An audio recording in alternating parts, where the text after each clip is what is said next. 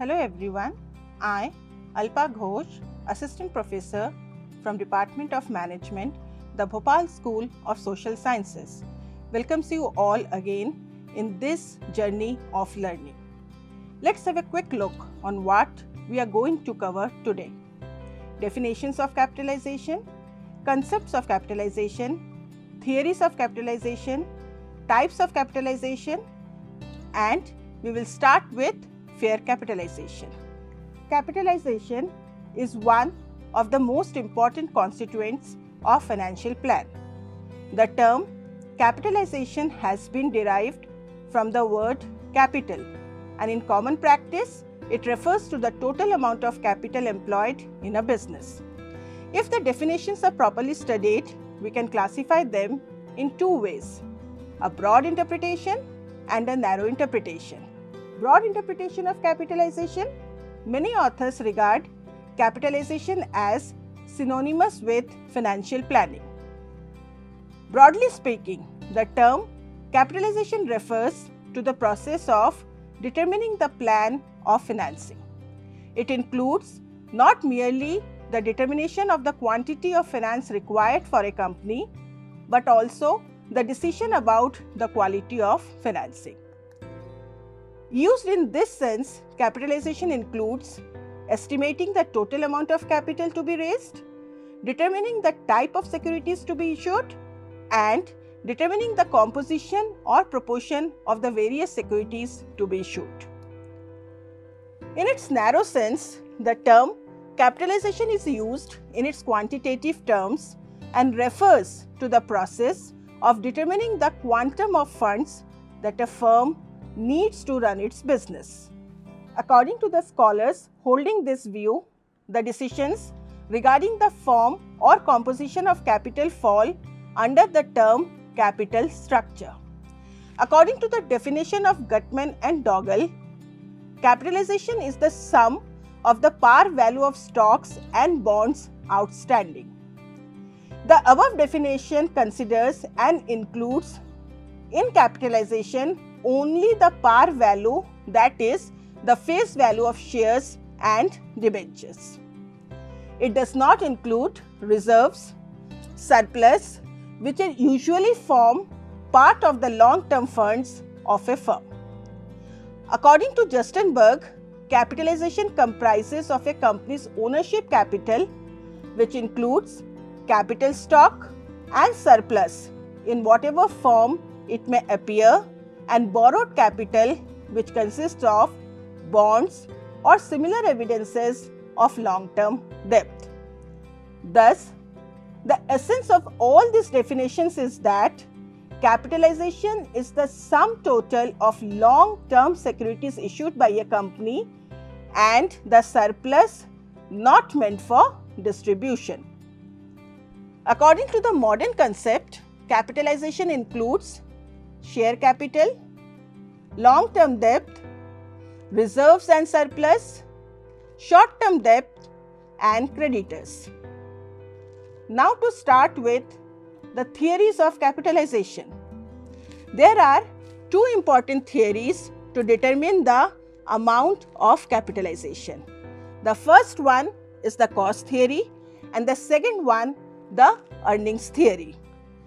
According to the cost theory of capitalization, the amount of capitalization is arrived at by adding up the cost of fixed assets like plants, machinery, building, etc., working capital required for the continuous operations of the company, the cost of establishing the company, and the promotional expenses.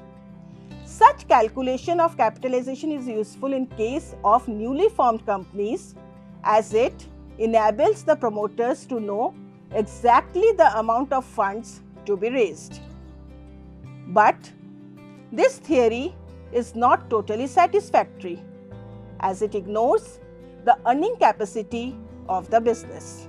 Now, if we look at the cost theory of capitalization, the amount of capitalization is based on a figure which will not change with changes in the earning capacity of the business.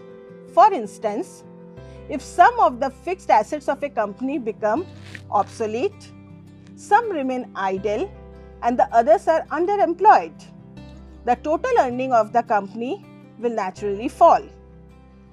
But such a fall in the earning capacity would not reduce the value of investment made in the company's business. The earnings theory of capitalization also recognizes the fact that true value of an enterprise depends upon its earning capacity. According to this theory, the capitalization of a company depends upon its earning and the expected fair rate of return on its capital invested. Thus, the value of capitalization is equal to the capitalized value of the estimated earnings. Let's have an example for better understanding.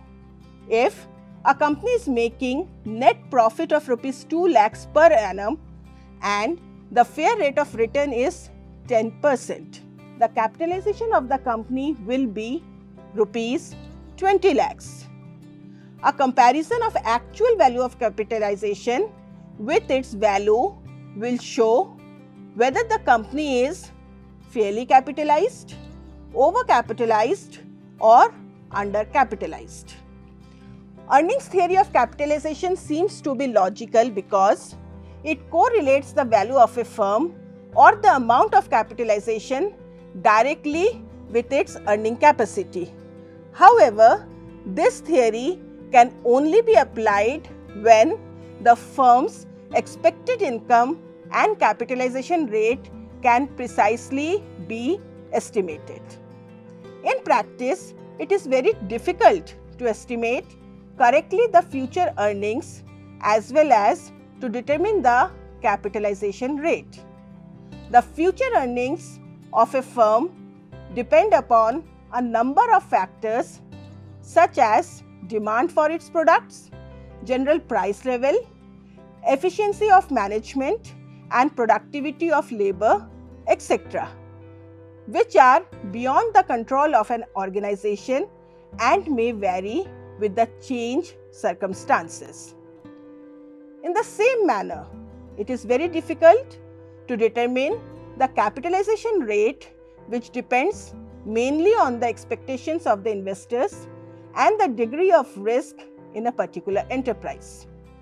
In view of these difficulties, newly established firms prefer cost theory of capitalization. However, earnings theory may provide a better basis for capitalization of an existing concern. We are starting with types of capitalization. There are mainly 3 types of capitalization witnessed in the industries: fair capitalization, overcapitalization, and undercapitalization.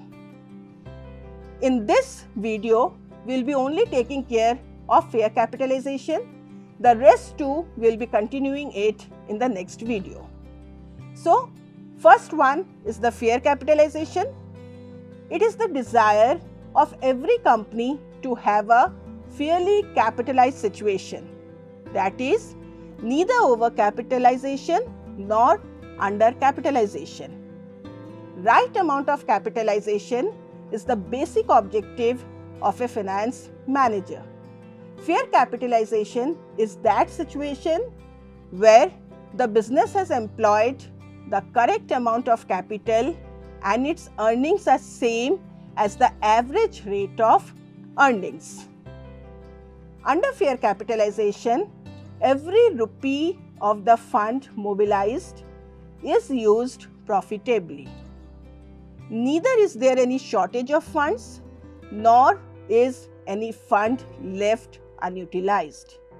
This can be done by balancing the debt and equity component in capitalization.